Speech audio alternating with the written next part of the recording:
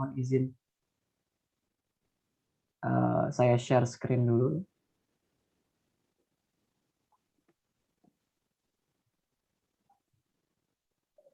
Ya.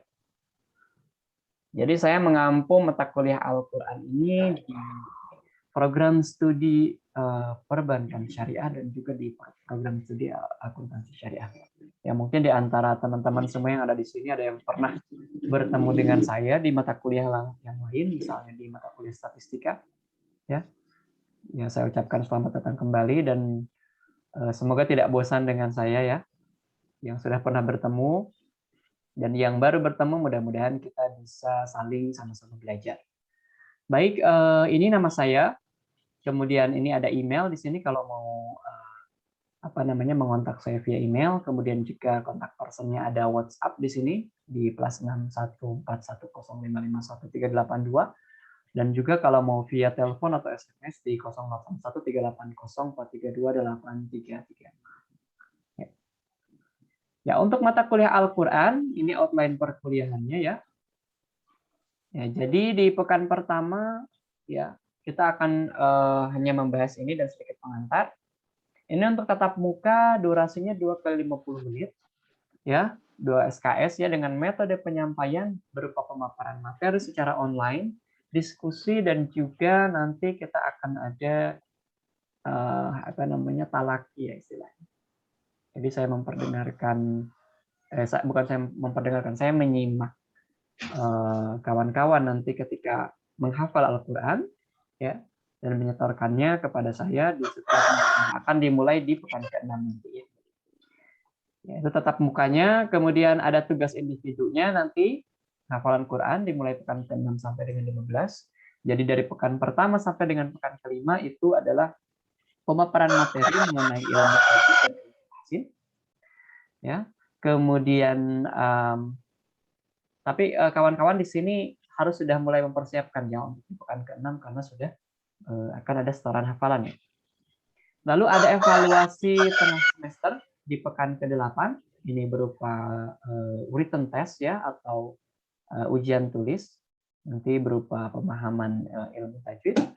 Kemudian di evaluasi akhir semester di pekan ke-16 itu akan ada yang namanya oral test ya atau tes lisan mengenai hafalan Al-Qur'an disertai dengan ilmu tahsin dan tajwid.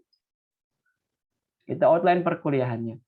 Ya, kemudian yang berikutnya akan schedule untuk di pekan pertama ini kita akan bahas RPS atau rencana pembelajaran semester dan dibahas juga mengenai pengenalan ilmu tahsin dan tajwid. Kemudian masuk ke pekan kedua kita masuk ke makharijul huruf dan sifatul huruf. Di pekan ketiga ini ada hukum nun sukun, hukum tanwin, mim sukun dan juga gunnah. Kemudian di pekan keempat nanti ada hukum idgham, hukum lam, baik itu lafaz jalalah ataupun juga hukum alif lam ta'rif. Kemudian hukum ra. Lalu di pekan kelima kita masuk ke mad, waqaf dan ibtida. Dan di pekan keenam sampai dengan pekan ketujuh kita akan mulai pembahasan tahsin dan tajwid di masing-masing surat yang ada di juz amma atau di juz 30. Pekan ke-6 kita mulai dari surat pendek dulu, surat Ad-Duha sampai dengan An-Nas. Kemudian di pekan ke-7-nya ada surat Al-Fajr sampai dengan Al-Lail. Dan di pekan ke-8 kita masuk dulu evaluasi tengah semester. Ya, tanggalnya itu 25 sampai 29 Oktober 2011. Kemudian di pekan ke-9-nya ada kita masuk lagi ke tahsin dan tajwid per surat, mulai di surat At-Tariq sampai dengan Al-Ghasyiyah. Kemudian di pekan ke-10 kita masuk ke surat Al-Insyiqaq dan Al-Buruj. Kemudian di pekan ke-11 kita masuk ke surat Al-Mutaffifin karena cukup panjang satu surat. Kemudian di pekan ke-12 ada dua surat, surah At-Takwir dan Al-Infitar. Ya. Kemudian di pekan berikutnya adalah surah Abasa. Lalu dilanjutkan dengan surah An-Nazi'at dan di pekan terakhir tetap muka adalah surah An-Naba. Ya. Dan pekan ke-16 evaluasi akhir semester berupa oral test. Ya, sebelum saya beranjak, silakan ada yang ditanyakan dulu mengenai schedule, timeline, dan juga outline perkuliahan.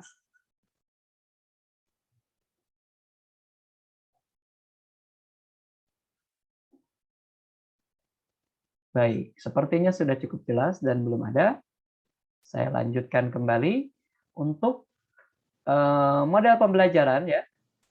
Nah ini jadi ada material review dan memorizing ya. Artinya ada review materi kalau sudah saya berikan materinya, kemudian ada menghafal, lalu ada kuliah online. Nah ini nanti teknisnya bisa via Zoom, bisa juga via yang lain ya. Ya, saya tidak akan mewajibkan menggunakan Zoom, tetapi kalau memang sangat dibutuhkan menggunakan Zoom, berarti kita akan menggunakan Zoom. Ya, nanti mungkin kalau sudah masuk ke pekan hafalan, saya hanya akan memberikan video saja mengenai tahsin dan tajwid di setiap suratnya. Nah, kemudian untuk teknis setoran hafalan nanti mungkin saya akan bagi per kelompok ya, dan ada waktu, ada alokasi untuk setorannya. Ya, kemudian nanti untuk membantu proses belajar untuk membantu proses kuliah dalam mata kuliah Al-Quran ini nanti saya akan lakukan placement test. Jadi siapa saja yang masuk matrikulasi Al-Quran dan siapa saja yang sudah lulus tes Al-Quran itu nanti akan ada perlakuan yang sedikit berbeda dalam artian begini. Supaya nanti targetan yang perlu dicapai dalam mata kuliah ini bisa didapatkan oleh masing-masing mahasiswa, artinya ada perbedaan ya, ada perbedaan dalam perlakuan terhadap masing-masing mahasiswa. Maksud saya dalam proses pengajaran, kan ada yang sudah mungkin sudah hafal Al-Quran, yaitu mungkin akan lebih mudah lagi nanti mencapai targetnya. Artinya nanti placement ini nanti akan berupa Google Classroom, Google Form. Google Form yang akan saya sampaikan nanti linknya di WhatsApp ya.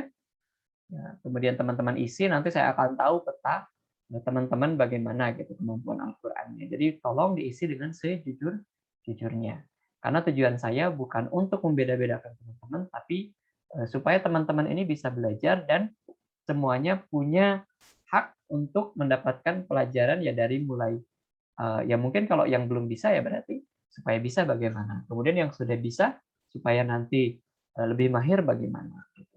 Dan buat saya nanti komponen penilaian adalah bagaimana proses pembelajarannya itu.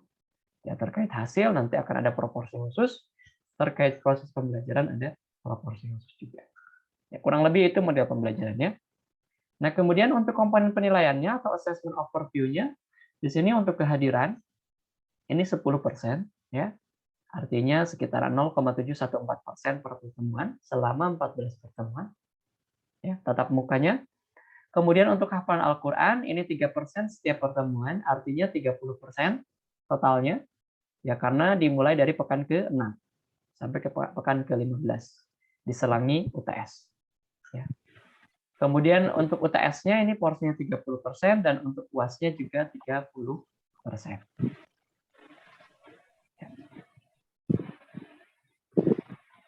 Dan ini adalah rekomendasi bacaannya ya.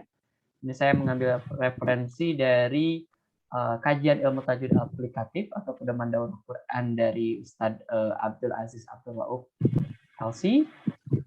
Kemudian juga saya mengambil dari pelajaran tajwid yang cukup klasik ini ya, yang dulu saya pelajari waktu kecil.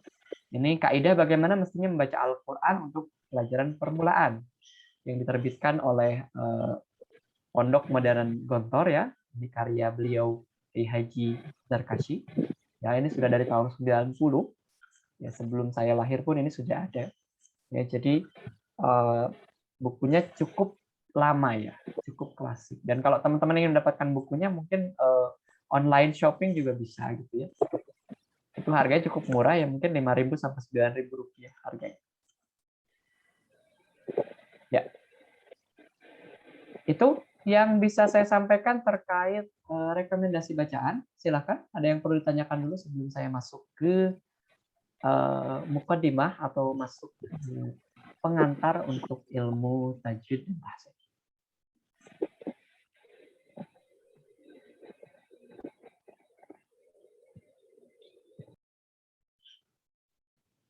Monggo, ada yang ditanyakan?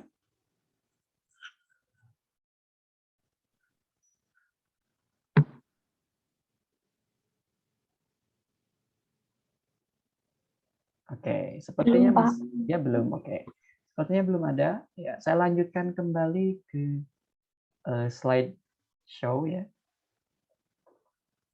Ya, untuk selanjutnya, nah ini kita akan bahas apa sih ilmu tahsin ya dan atau tajwid. Ya, karena ini istilahnya kadang ada yang cuma tahu tajwid saja atau tahsin ya saja gitu. Ya secara bahasa ini tahsin ini memperbagus bacaan ya, memperbagus bacaan Al-Qur'an. Ya, kemudian ilmu tajwid ini adalah ilmu yang mempelajari kaidah membaca Al-Qur'an, kaidah-kaidah dalam membaca Al-Qur'an. Ya, kalau secara istilahnya berarti di sini dikatakan ikhraju kulli harfin min makhrajihi ma'a yata'ihi haqqahu wa mustahaqqahu. Maksudnya apa di sini? Jadi mengeluarkan setiap huruf hijaiyah dari tempat-tempat keluarnya atau dari makhraj-makhrajnya ya dengan memberikan hak-haknya dan mustahaknya. Ya. Ya, maksudnya apa di sini ya? Mengeluarkan setiap huruf. Jadi dalam membaca Al-Qur'an tentunya ada huruf-huruf arad ya, huruf-huruf hijaiyah yang akan kita lafalkan dan itu harus sesuai dengan tempat keluarnya gitu, dikeluarkannya. Ya, dan itu harus diperhatikan hak dan mustahak. Maksud dari haknya adalah misalnya huruf tersebut memang keluar dari tenggorokan bawah, berarti harus dikeluarkan dari situ. Itu haknya. Kemudian huruf tersebut misalnya punya sifat tertentu ya, yang menempel pada huruf itu, maka itu adalah haknya. Nah, istilah mustahak apa? Mustahak ini dikaitkan dengan sifat-sifat huruf yang muncul sewaktu-waktu. Misalnya, ada huruf ro ya. Huruf ro ini ketika berharokat fathah berarti dilafazkannya harus seperti apa. Dan ketika berlafaz kasrah harus dilafazkan seperti apa. Ya, mungkin kalau yang sudah tahu ada istilah tafkhim ya, ro tafkhim dan ro tarqiq ya. Ya, dibaca tebal dan dibaca tipis ya, artinya munculnya sewaktu-waktu. Nah, itu disebut dengan mustahak. Kemudian hukumnya mempelajari tajwid dan tahsin ini apa? Nah, untuk mempelajari ilmunya itu hukumnya adalah fardu kifayah. Jadi tidak wajib untuk setiap orang. Hanya untuk kalau sudah diwakili ya tidak masalah. Itu mempelajari ilmunya. Tetapi hukum membaca Al-Qur'an dengan memperhatikan kaidah tahsin dan tajwid itu adalah fardu ain ya. Jadi kalaupun teman-teman tidak tahu hukumnya ini idgham, ini izhar atau apa gitu, itu tidak masalah asal membacanya betul. Nah, itu kalau secara hukum ya. Ya, tapi di sini masalahnya adalah misalnya kita tidak punya guru ya idealnya memang harus punya guru membaca Al-Qur'an. Tidak punya guru yang memang sudah kompeten gitu. Yang memang sudah tahu membaca Al-Qur'an yang betul, bahkan mungkin qiraahnya sudah sampai bersanad, ya itu boleh kita menirunya saja tanpa mengetahui hukumnya apa. Ya, tapi karena kita tidak punya misalnya, berarti kita melakukan pendekatan teoretis dari buku-buku yang sudah dikarang oleh para ulama.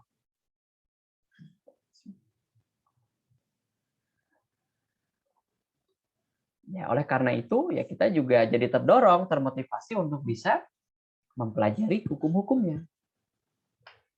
Ya, bagaimana dengan keutamaannya? Ya, kenapa mempelajari tahsin dan tajwid ini utama? Karena ini merupakan bagian dari mempelajari Al-Qur'an. Ya. Dan itu menjadi tolak ukur kualitas seorang muslim. Di dalam hadis Rasulullah SAW menyampaikan, khairukum man ta'allama al-Qur'an wa 'allama. Ya, jadi sebaik-baik dari kalian itu adalah orang yang mempelajari Al-Qur'an dan juga mengajarkannya. Bagian dari mempelajari dan mengajarkannya ini adalah ya mengetahui kaidah-kaidah membaca Al-Qur'annya dengan benar. Ya. Artinya ini menjadi tolak ukur kualitas seorang muslim. Ya bayangkan saja kita punya pedoman Quran. Kalau misalnya kualitas kita dalam interaksi dengan Al-Qur'an, dalam membaca Al-Qur'an itu rendah, ya berarti ya kita bisa membayangkan sendiri bagaimana kualitas kita sebagai seorang muslim. Karena sebagai seorang muslim itu kita tidak terlepas dari pedoman hidup kita, tidak terlepas dari Al-Qur'an. Ya, kalau misalnya bacaannya masih salah ya berarti ya itu akan mempengaruhi makna dari Al-Quran itu sendiri. Bisa jadi artinya berubah. Ya, itu yang pertama. Kemudian yang kedua, ya, mempelajari Al-Quran adalah sebaik-baik kesibukan.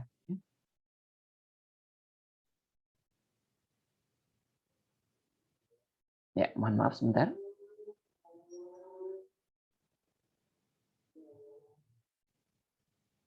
Ya. Jadi barang siapa yang disibukkan oleh Al-Quran dalam rangka berzikir kepada Allah dan memohon ampunan kepadanya, niscaya Allah akan memberikan sesuatu yang lebih utama daripada apa yang dilakukan, ya apa yang telah diberikan kepada orang-orang yang telah meminta. Ya, dan keutamaan kalam Allah daripada seluruh kalam-kalam yang lainnya itu adalah seperti keutamaan Allah di atas makhluknya. Ya. Jadi sangat baik gitu kalau kita menyibukkan diri untuk mempelajari Al-Quran di samping mempelajari hal-hal yang lain. Jadi sebagai Muslim yang baik, ya Al-Quran ini harus menempati posisi yang utama gitu dibandingkan dengan yang lainnya, karena ini merupakan pedoman dari hidup kita. Nah kemudian apalagi keutamaannya? Yang ketiga adalah turunnya ketenangan atau istilahnya sakinah dan rahmat Allah, ya, serta dinaungi oleh para malaikat. Ya, jadi disampaikan ya bahwa tidaklah suatu kaum berkumpul di suatu majelis atau di suatu masjid dari masjid-masjid Allah, kemudian mereka membaca Al-Quran dan mempelajarinya, melainkan turun kepada mereka ketentraman atau as-sakinah, kemudian mereka diliputi rahmat Allah dan dinaungi oleh para malaikat. Selain itu juga disebut-sebut oleh Allah di hadapan makhluk-makhluknya yang lain. Itulah keutamaan dari mempelajari Al-Quran, termasuk mempelajari cara membacanya sesuai dengan ilmu tajwid. Nah, sekarang kalau kita berbicara tujuan atau purpose dari mempelajari ilmu tajwid ini tidak lain dan tidak bukan adalah untuk menjaga agar lidah kita terhindar dari yang namanya al-lahnu atau kesalahan dalam membaca Al-Quran.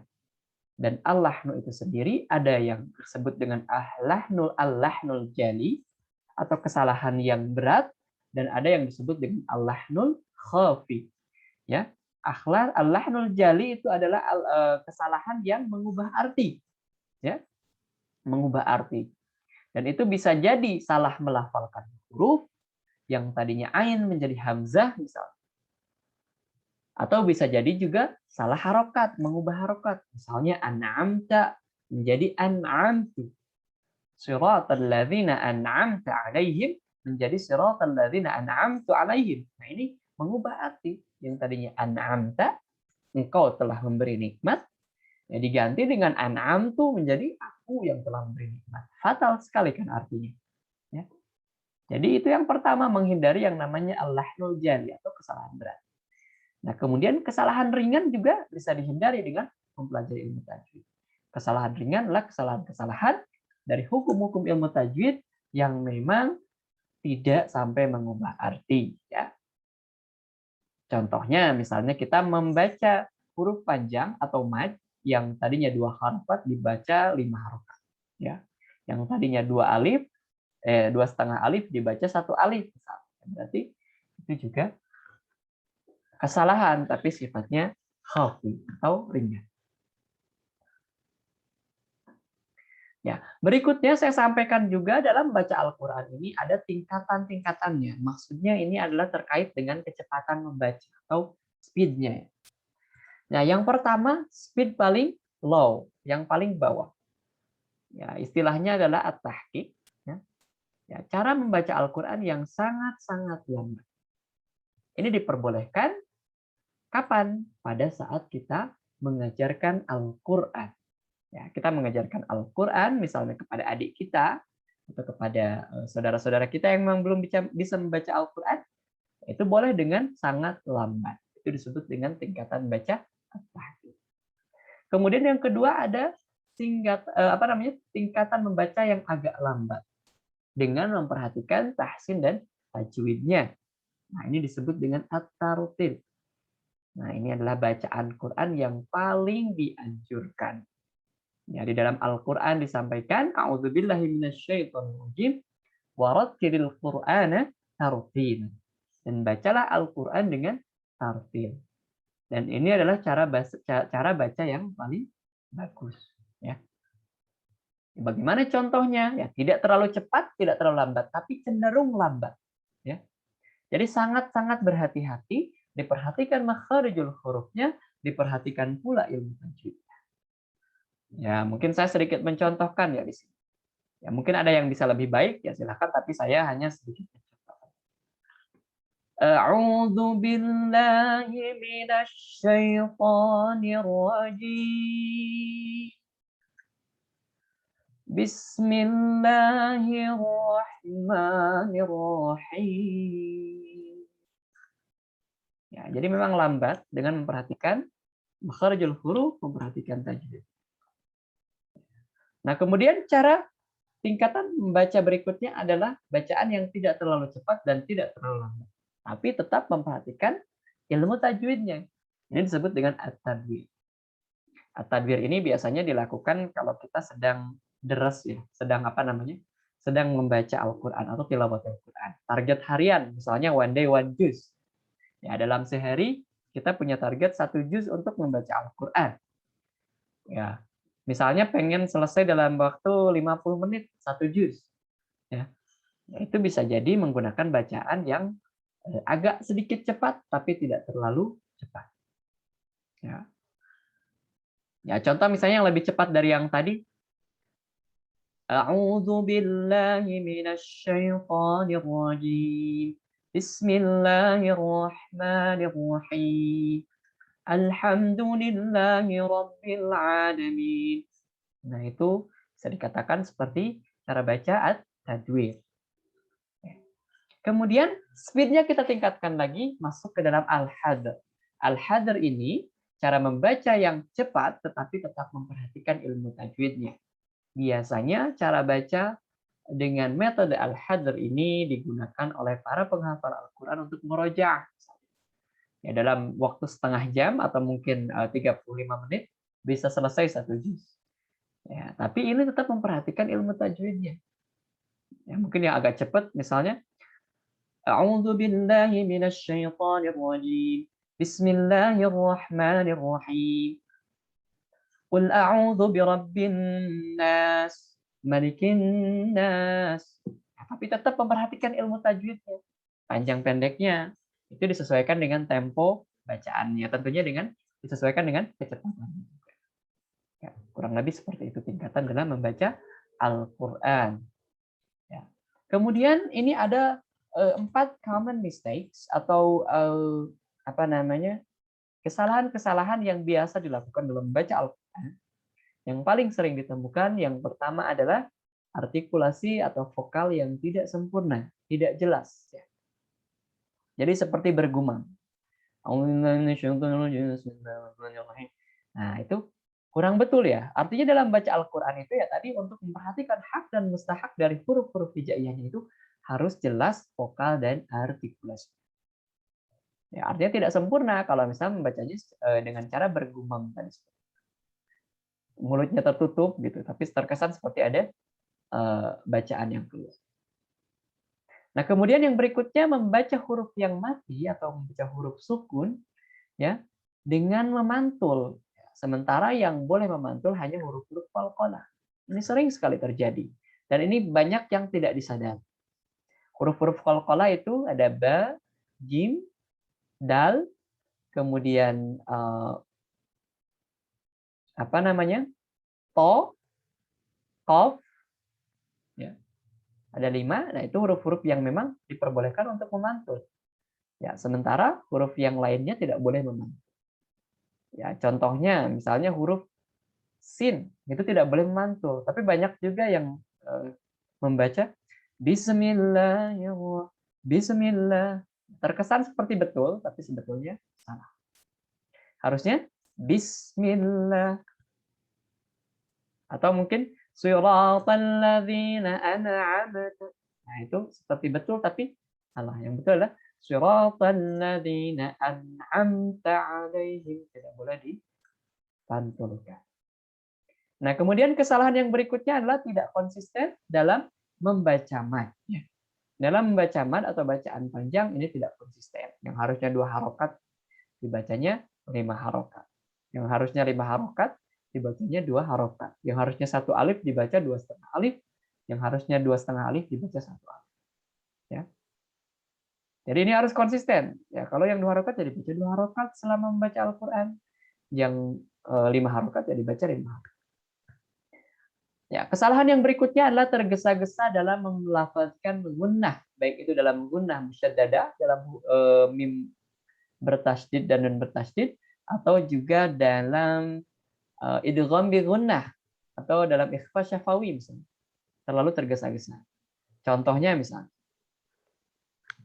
Tsumma ba'atsnahum, tsumma ba'atsnahum. Sekilas seperti betul, tapi itu kurang tepat. Yang betul adalah tsumma ba'atsnahum, tsumma ba'atsnahum wa amanahum min khauf. Itu kurang tepat. Yang betul wa amanahum min khauf.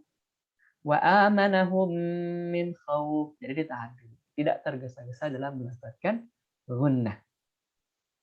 Tsumma radadnahu asfala safilin. Innallaha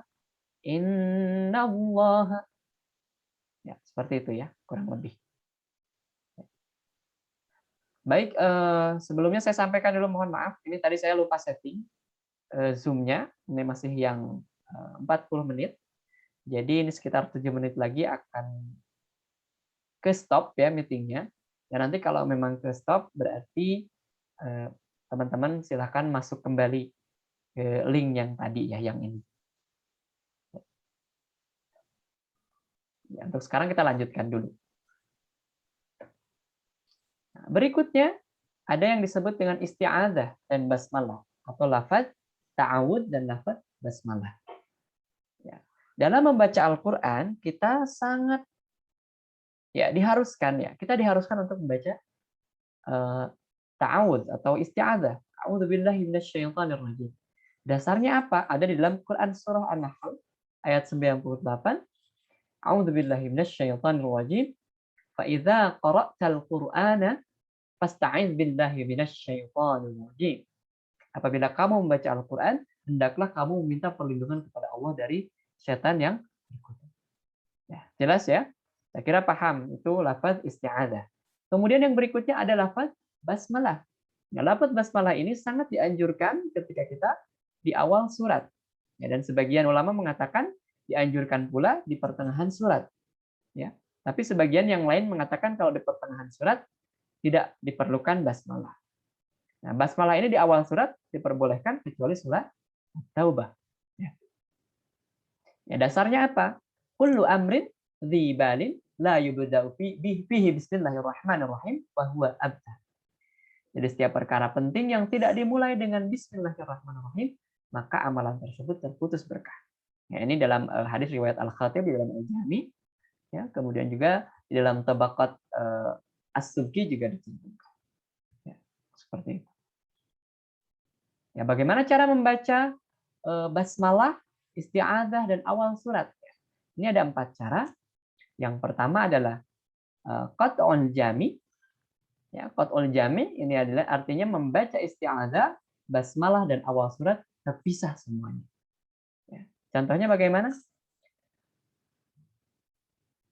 A'udzu billahi minasy syaithanir rajim.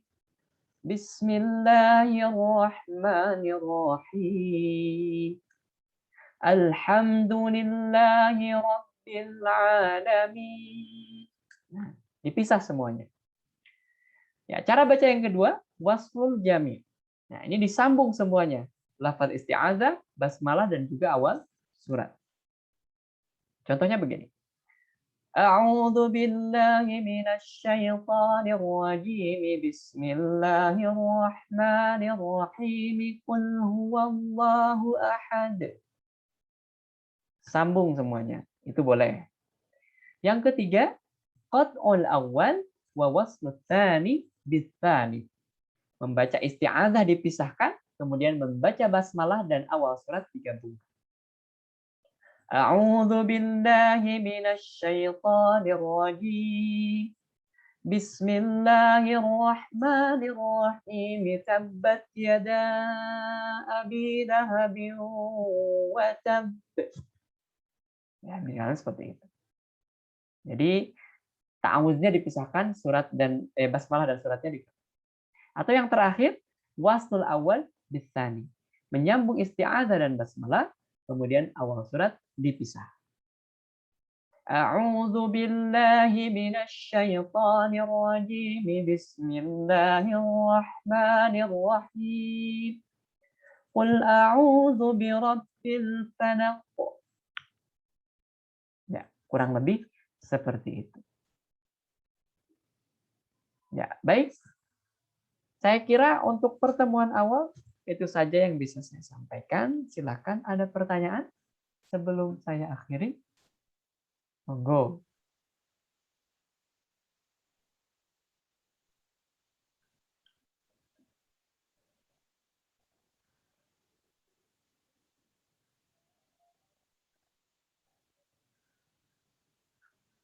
Ya, ada pertanyaan?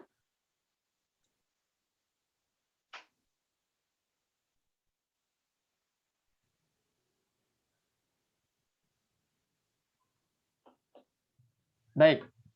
Oke, sepertinya tidak ada ya. Baik, ini meetingnya terbatas 40 menit. Cuma sampai 2 menit lagi, tapi nanti silakan teman-teman masuk lagi karena belum absen ini ya. Belum absen. Nanti saya absen dulu kehadirannya. Jadi saya harapkan teman-teman bisa masuk lagi ke grup. Ya. Ya, untuk sementara meeting ini kita tutup dulu yang ini ya. Nanti teman-teman masuk lagi ke sini karena di sini waktu meetingnya tinggal 2 menit. Ya, saya tidak yakin ini absennya bisa selesai. Ya.